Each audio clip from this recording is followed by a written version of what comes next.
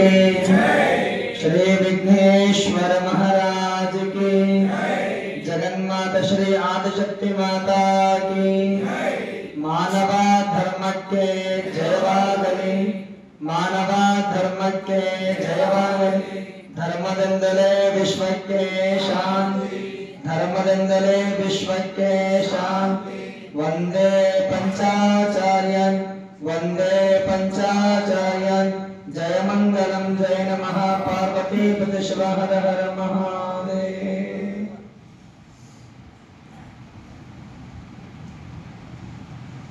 ಕಾರ್ಯಕ್ರಮ ಪ್ರಾರಂಭ ಆಗಿ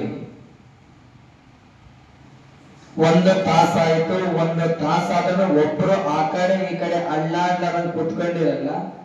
ನಿಮ್ಮನ್ನೆಲ್ಲ ನೋಡಿ ಎಷ್ಟೊತ್ತು ಮಾತಾಡ್ಬೇಕಂತ ಆಸೆ ಆಗಿತ್ತು. ಒಂದ್ 2 ತಾಸು ಮಾತಾಡ್ಬೇಕಂತ ಆಸೆ ಆಗಿತ್ತು. ಮಾತಾಡಂದ್ರೆ ಮಾತಾಡಂಗ ಮಾತಾಡ್ರೆ ಮೆಲ್ಲಕ್ಕ 2-3 ಗೇಟ್ ಅಥವಾ ಮೇಲೆ ತೋರ್ತಾರೆ. ಅದಕ್ಕೆ ಅಂದಿರ್ತಾರ, ಮೊದಲು ಮಾತನಾಡೋರು ದೇವರ ಕಣ್ಣಂಗ್ ಕಾಣ್ತಿರ್ತಾರ, ಮಧ್ಯದಲ್ಲಿ ಮಾತನಾಡೋರು ಮನುಷ್ಯರ ಕಣ್ಣಂಗ್ ಕಾಣ್ತಿರ್ತಾರ, ಕೊನೆಯದಾಗಿ ಮಾತಾಡೋರು ಹೆಂಗ್ ಕಾಣುತ್ತೆ ನಿಮಗೆ ಗೊತ್ತು. ಕೊನೆಯದಾಗಿ ಕೊಟ್ಟಾರ ನಮ್ಮ ಶಾಸ್ತ್ರಗಳು. ತಾಜ್ ಮಹಲ್ ನೋಡ್ಬೇಕಂದ್ರೆ ಎಲ್ಲಿಗೆ ಹೋಗ್ಬೇಕ್ರಿ? ಹೋಗಿಲ್ಲ? ಯಾರಾದ್ರು ಹೋಗಿಲ್ಲ? ನಾನು ಹೋಗಿಲ್ಲ, ನಾನು ಕೇಳ್ಬೇಡ್ರಿ. ಬರೀ ಫೋಟೋದಾಗ ಅಷ್ಟೇ ನೋಡಿನಿ. ಅದು ಶಾಲೆ ಹೋಗ್ಬೇಕಾದ್ರೆ ಅಷ್ಟೇ ನೋಡಿದ್ದೆ, ಆಮೇಲೆ ಮತ್ತೆ ಫೋಟೋನೇ ನೋಡಿಲ್ಲ. ತಾಜ್ ಮಹಲ್ ನೋಡ್ಬೇಕಂದ್ರ ಆಗ್ರಾಕ್ ಹೋಗ್ಬೇಕು.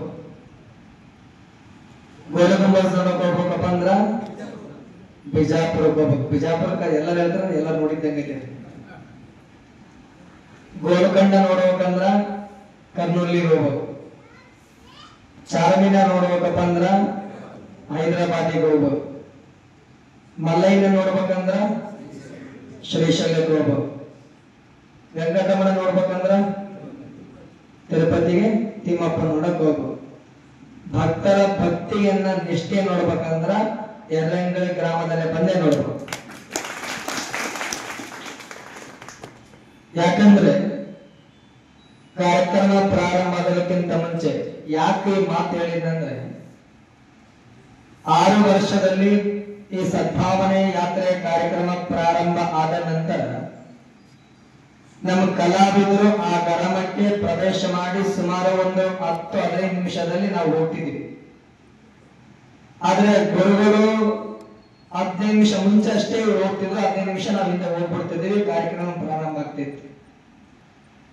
ಆದ್ರೆ ನಿಮ್ಮ ಗ್ರಾಮದೊಳಗೆ ಗುರುಗಳು ಬರ್ತಾರನ್ನಕ್ಕಿಂತ ಮುಂಚೆ 1.5 ತಾಸು ಭಜನೆ ಮಾಡ್ಕೊಂಡು ಬಂದಿರಲ್ಲ, ಇದು ನಿಮ್ಮ ಗ್ರಾಮದ ಸದ್ಭಕ್ತರ ಗುರುಗಳ ಭಕ್ತಿ. ನಾವೆಲ್ಲಿದ್ದೀವಿ? ಪಾಲ್ತೂರಾಗಿದ್ದೀವಿ. ಪಾಲ್ತೂರಾಗಿದ್ದಾಗಿ ಹೇಳಿದ್ವಿ, ಅವಾಗಿಂದ ಭಜನೆ ಮಾಡ್ಕೊಂತ ಇದ್ದೀವಿ. ಇಂತಹ ಶ್ರೇಷ್ಠ ಸದ್ಭಕ್ತರ ನೋಡಿದ್ದು ನನ್ನ ಪುಣ್ಯ ಅನ್ನುವಂತಹ ಮಾತನ್ನ ಈ ಸಂದರ್ಭದಲ್ಲಿ ಪ್ರಾರಂಭದಲ್ಲಿ ನೆನಪು ಮಾಡಿಕೊಳ್ಳುತ್ತಾ, ಶಾಸ್ತ್ರಿಗಳು ಬಹಳ ಸುಂದರವಾಗಿ ಸೊಗಸಾಗಿ ಒಳ್ಳೆಯ ಮಾತುಗಳನ್ನು ಹೇಳಿದ್ದಾರೆ. ಸಂಸ್ಕಾರದ ಬಗ್ಗೆ, ಹಾಗೆ ಗುರುವಿನ ಶ್ರದ್ಧೆ ಬಗ್ಗೆ, ಇನ್ನ ಅನೇಕ ವಿಷಯಗಳನ್ನ ಹೇಳ್ಕೊಂಡು ಬಂದಿದ್ದಾರೆ. ಬಹುಶಃ ನಾವು ನಮ್ಮ ಜೀವನದಲ್ಲಿ ಶಾಸ್ತ್ರಗಳು ಪ್ರಶ್ನೆ ಮಾಡಿದಾಗ ನಾವು ಪ್ರಶ್ನೆ ಮಾಡ್ತೇವೆ, ಯಾರಿಗೂ ಸಂಪೂರ್ಣ ದುಃಖನೇ ಇರಲಾರದೆ ನೆಮ್ಮದಿ ಐತೆ? ಕೈ ಎತ್ತ. ದುಃಖನೇ ಇರೋ ನೆಮ್ಮದಿ ಯಾರಿಗೂ ನೆಮ್ಮದಿ ಇಲ್ಲ. ಎಲ್ಲರಿಗೂ ಒಂದಲ್ಲ ಒಂದು ರೀತಿಯಾಗಿರುವಂತಹ ಚಿಂತೆ, ವ್ಯಸನ, ಬೇಜಾರು ಯಾವುದೋ ಒಂದು ಮನಸ್ಸಿನಲ್ಲಿ, ಮನೆಗಳಲ್ಲಿ, ಮಕ್ಕಳಿಂದ, ಹೆಂಡತಿಯಿಂದ, ತಂದೆ ತಾಯಿಗಳಿಂದ, ವೃದ್ಧರಿಂದ ಯಾವುದೋ ಒಂದು ರೀತಿಯಾಗಿರುವಂತಹ ತೊಂದರೆಗಳು ದುಃಖಕ್ಕೆ ನಮ್ಮ ಎಡೆ ಮಾಡ್ತಾನೆ ಅದಾವ. ಆದ್ರೂ ಬದುಕ್ತಾ ಇದೀವಿ. ಯಾಕ? ದೇವರ ಮೇಲೆ ಭಾರ ಹಾಕಿ ಬದುಕ್ತಾ ಇದೀವಿ. ಅದನ್ನ ಬಂಡು ಜೀವನ ಅಂತೀವಲ್ಲ, ಹಂಗ ಬಂಡು ಜೀವನ ನಾವೆಲ್ಲ ಮಾಡ್ತಾ ಇದೀವಿ. ಹಾಗಾದ್ರೆ ಈ ದುಃಖ ಅನ್ನೋದು ಯಾಕೆ ಬರ್ತದೆ? ದುಃಖ ಅನ್ನೋದು ಯಾಕೆ ಬರುತ್ತೆ ಅಂತಂದ್ರೆ, ನಮಗೆ ಏನ್ ಸಿಗಲ್ವಲ್ಲ, ನಮಗೇನು ಭಗವಂತ ಕೊಡಲ್ವಲ್ಲ, ಅದು ಇನ್ನೊಬ್ಬರಿಗೆ ಕೊಟ್ಟಾಗ ಅದು ಹೊಟ್ಟೆ ಕಿಚ್ಚು ಕೊಡ್ತೀವಲ್ಲ, ಅವಾಗ ದುಃಖ ಬರ್ತದೆ. ಇದು ನಿಮಗೆ ಅನುಭವ ಆಗಿರ್ಬೋದು. ನಮಗೇನ್ ಬೇಡಿಕೊಂಡಿರ್ತೇವೆ ಇವತ್ತು ಬಹಳ ಜನ ಹೋಗ್ತಾರ, ಮಲ್ಲಯ್ಯಗೆ ಹೋಗ್ತಾರ, ಶಿರಡಿ ಸಾಯಿಬಾಬಾಗೆ ಹೋಗ್ತಾರ, ತಿರುಪತಿ ತಿಮ್ಮಪ್ಪಗೆ ಹೋಗ್ತಾರ, ಪಾಂಡರಂಗನಿಗೆ ಹೋಗ್ತಾರೆ, ಎಲ್ಲ ಕಡೆ ಹೋಗ್ತಾರ. ಎಲ್ಲರೂ ಪ್ರತಿಯೊಬ್ಬರು ಭಕ್ತರು ದೇವರ ಹತ್ತಿರ ಹೋಗೋದ ಕಾರಣ ಏನು? ಒಂದಲ್ಲ ಒಂದು ಬೇಡಿಕೆ ಇದ್ದೇ ಇರ್ತದೆ. ಪಾದಯಾತ್ರೆ ಮಾಡ್ಲಿ, ಇನ್ನೊಬ್ಬರಿಗೆ ಅನ್ನದಾಸೋಹ ಮಾಡ್ಲಿ, ಕಾರ್ಯಾತ್ರೆ ಮಾಡ್ಲಿ, ಚಾರ್ಧಾಮ ಯಾತ್ರೆ ಮಾಡ್ಲಿ, ಯಾವುದೇ ಯಾತ್ರೆ ಮಾಡ್ಲಿ, ಯಾವುದೇ ಪೂಜೆ ಮಾಡ್ಲಿ, ಯಾವುದೇ ತಪಸ್ಸು ಮಾಡಲಿ, ಯಾವುದೇ ವ್ರತಾಚರಣೆ ಮಾಡ್ಲಿ, ನಮ್ಮ ತಾಯಿಯಂದ್ರೆ ಶ್ರಾವಣ ಮಾಸದಲ್ಲಿ ವರಮಹಾಲಕ್ಷ್ಮಿ ಪೂಜೆ ಮಾಡ್ತಾರ, ಹಾಗೆ ಮಂಗಳ ಗೌರಿ ಪೂಜೆ ಮಾಡ್ತಾರ. ಹೀಗೆ ವ್ರತಗಳು ಮಾಡ್ಲಿ, ಅನುಷ್ಠಾನ ಮಾಡ್ಲಿ, ಸಂಕಲ್ಪ ಮಾಡ್ಲಿ, ಪ್ರತಿಯೊಂದು ಪೂಜನೀಯ ಪೂಜೆಗಳಿಗೆ ಒಂದಲ್ಲ ಒಂದು ನಮ್ಮ ಬೇಡಿಕೆಗಳನ್ನ ದೇವರ ಮುಂದೆ ಇಟ್ಟೇ ಪೂಜೆ ಮಾಡ್ತೇವೆ. ಆದ್ರೆ ದೇವರ ಸಂತುಷ್ಟಕ್ಕಾಗಿ ಯಾವತ್ತನ್ನ ಪೂಜೆ ಮಾಡ್ತೇವೆ? ಯಾರು ಪೂಜೆ ಮಾಡಂಗಿಲ್ಲ. ಯಾಕಂದ್ರೆ ಮನುಷ್ಯನಲ್ಲಿ ಒಂದು ಹೊಟ್ಟೆ ಕಿಚ್ಚು ಅನ್ನೋದು ಬಹಳ ತುಂಬಿಕೊಂಡ್ಬಿಟ್ಟದು. ಇದು ಹೆಂಗ ಮಾಡ್ತದೆ ಅಂದ್ರೆ, ಹೊಟ್ಟೆ ಕಿಚ್ಚು ಒಮ್ಮೆ ಒಬ್ಬ ದೊಡ್ಡ ಮಹಾರಾಜ, ಆ ದೊಡ್ಡ ಮಹಾರಾಜ ಇಬ್ಬರು ಶ್ರೇಷ್ಠ ಶಿಲ್ಪಿಗಳನ್ನ ಕರೀತಾರೆ. ಕರೆದು ದಂಗೆ ಹಾಕಿಸಿ ಇಬ್ಬರು ಶಿಲ್ಪಿಗಳನ್ನ ನೇಮಕ ಮಾಡ್ತಾನೆ. ನೇಮಕ ಮಾಡಿದ್ಮೇಲೆ ಆ ಇಬ್ಬರು ಶಿಲ್ಪಿಗಳಿಗೆ ಒಂದು ಮಾತು ಹೇಳ್ತಾನೆ, ನೀವಿಬ್ಬರು ಶಿಲ್ಪಿಗಳು ಎರಡು ಗುಡ್ಡ ಇದಾವೆ, ಎರಡು ಗುಡ್ಡದಲ್ಲಿ ನೀನೊಂದು ಗುಡ್ಡದಲ್ಲಿ ಒಂದು ಪದರೆಯನ್ನು ಹಾಕ್ತೀವಿ, ನೀನೊಂದು ಗುಡ್ಡದಲ್ಲಿ ಒಂದು ಪದರೆಯನ್ನು ಹಾಕ್ತೀವಿ. ನೀವು ಅಲ್ಲಿ ಏನ್ ಮಾಡ್ಬೇಕಂದ್ರೆ ಒಂದು ಸುಂದರವಾಗಿರುವಂತಹ, ಭವ್ಯವಾಗಿರುವಂತಹ, ಬಹಳ ಆನಂದ ಕೊಡುವಂತಹ, ಬಹುಶಃ ಈ ಮೂರ್ತಿಗಳು ನೆನಪ ನಿಮ್ಮೂರೊಳಗೆ ಗ್ರಾಮ ದೇವತೆ ಇದ್ದಾರೆ, ಯಾವ್ದಾದ್ರು ಸುಂದರಮ್ಮ ದೇವಿ ಅಲ್ಲ, ಬಹುಶಃ ಅದು ಮೂರ್ತಿ ಅಲ್ಲ ಬಿಡು, ಸಾಕ್ಷಾತ್ ಸುಂದರಮ್ಮ ದೇವಿನೇ ಅದು. ನಾವು ಬಹಳ ಆನಂದ ಪಟ್ಟು ಬಿಟ್ಟಿವಿ. ಹೆಂಗ ಶ್ರೀರಾಮನ ವಿಗ್ರಹ ಬರ ವಿಗ್ರಹ ಅಲ್ಲ, ರಾಮನ ಇನ್ನಿಂದ ಹಾಗಿದ್ದಲ್ಲ, ಅಲ್ಲಿ ಸುಂದರಮ್ಮ ಬರ ವಿಗ್ರಹ ಅಲ್ಲ, ಸಾಕ್ಷಾತ್ ಸುಂದರಮ್ಮನೇ ಕುಂತಲ ಅನ್ನಷ್ಟು ಮಟ್ಟಿಗೆ ಅಷ್ಟು ಚಂದ ಸುಂದರವಾಗಿ ಕೆತ್ತಿನ ಆ ಶಿಲ್ಪವನ್ನು ಚಪ್ಪಾಳೆ ಬೇಡ. ಬಹಳ ಆನಂದ ಆಯ್ತು ನನಗೆ, ಸಾಕ್ಷಾತ್ ದೇವಿನೇ ನೋಡ್ತಾ ಇದ್ವಿ ನನ್ನಂಗೆ ಆಯ್ತು ನನಗೆ. ಅಲ್ಲೇ ಧ್ಯಾನ ಮಾಡ್ಕೊಂಡು ಕುಂತು ಬಿಡ ಅಷ್ಟ ಮಟ್ಟಿಗೆ ಬಹಳ ಚಂದ ಶಿಲ್ಪಿ ಕೆತ್ತ. ಹಂಗ ಇಬ್ಬರು ಶಿಲ್ಪಿಗಳಿಗೆ ಆ ರಾಜ ಹೇಳ್ತಾನ, ಯಾರು ನೀವಿಬ್ಬರಲ್ಲಿ ಸುಂದರವಾಗಿರುವಂತಹ ಮೂರ್ತಿಯನ್ನ ಕೆತ್ತನೆ ಮಾಡ್ತಿರಲ್ಲ, ನಿಮಗೆ ಒಂದು ಪದವಿಯನ್ನ ಕೊಡ್ತೇವೆ. ರಾಜ ಶಿಲ್ಪಿ ಎನ್ನುವಂತಹ ಪದವಿಯನ್ನ ಕೊಡ್ತೇವೆ ಅಂತ ರಾಜ ಹೇಳಿದ ನಂತರ ಇವರಿಬ್ಬರು ತಮ್ಮ ತಮ್ಮ ಕೆಲಸಗಳನ್ನ ಪ್ರಾರಂಭ ಮಾಡ್ತಾರೆ. ಪ್ರಾರಂಭ ಮಾಡಿದ ನಂತರ ಇವರು ಮುಂದೆ ತಮ್ಮ ಕೆಲಸಗಳನ್ನ ಪ್ರಾರಂಭ ಮಾಡ್ತಾರೆ. 1 ವರ್ಷ, 2 ವರ್ಷ, 3 ವರ್ಷಗಳ ಪರ್ಯಂತರವಾಗಿ ಆ ವಿಗ್ರಹಗಳನ್ನ ಕಲ್ಲಿನಲ್ಲಿ ವಿಗ್ರಹದ ಕೆತ್ತನೆಯನ್ನ ಮಾಡಿ ಮಾಡಿ ಮಾಡಿ ಸಂಪೂರ್ಣ ಮುಗಿದತೆ.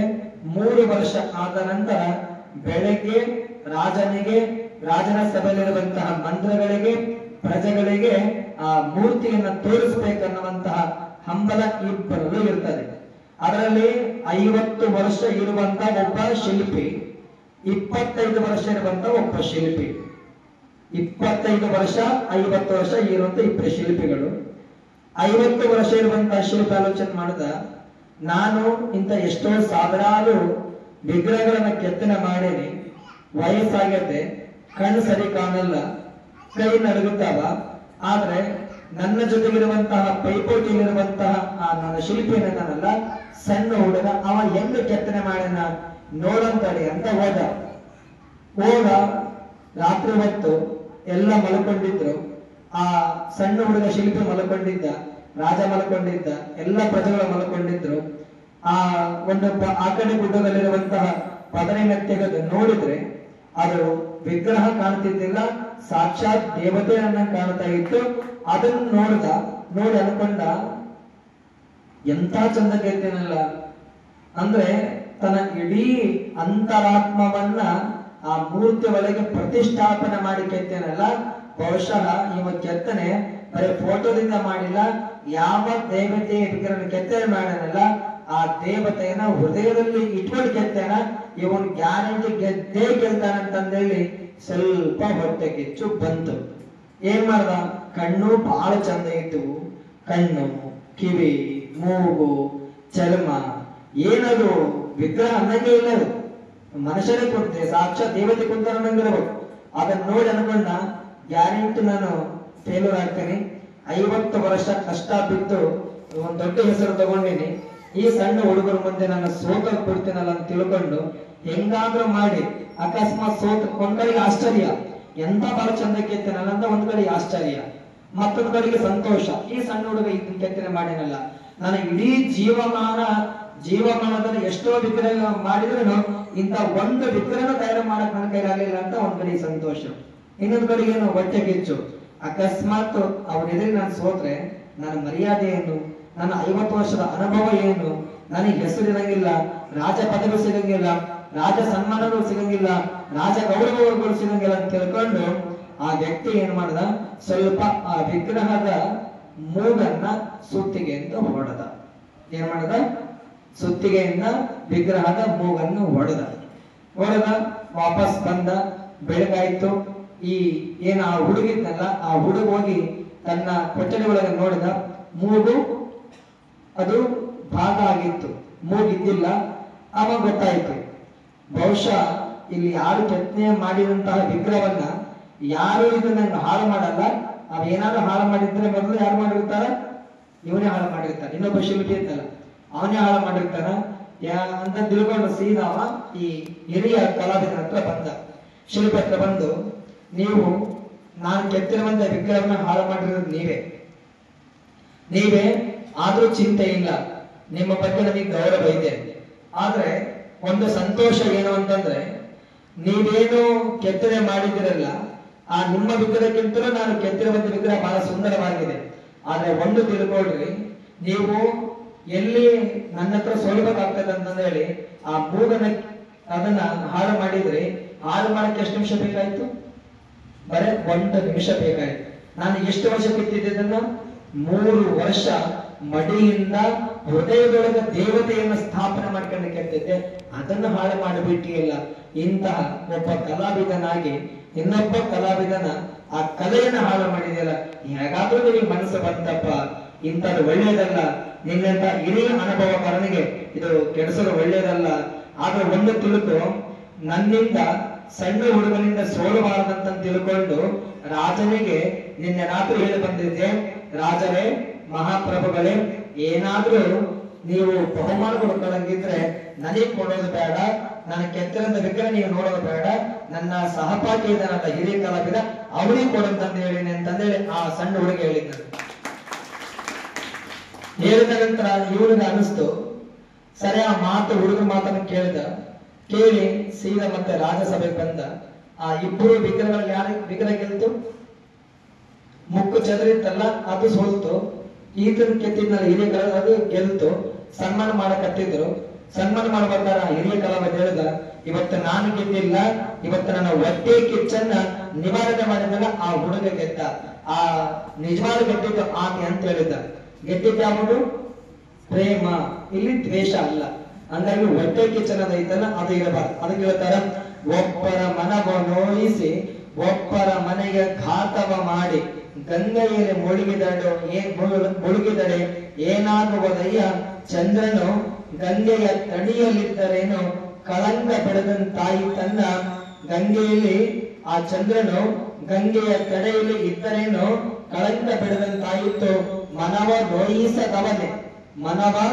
ನೋಯಿಸದವನೇ ಒಬ್ಬರ ಮನವ ಘಾತವ ಮಾಡದವನೇ ಅವನೇ ಮಹಾಪ್ರಭು ಕೂಡಲ ಸಂಗಮ ದೇವ ಅಂತ ಬಸವಣ್ಣನ ಒಂದು ವಚನ ಬರ್ಕೊಂಡು ಬಂದ್ರು.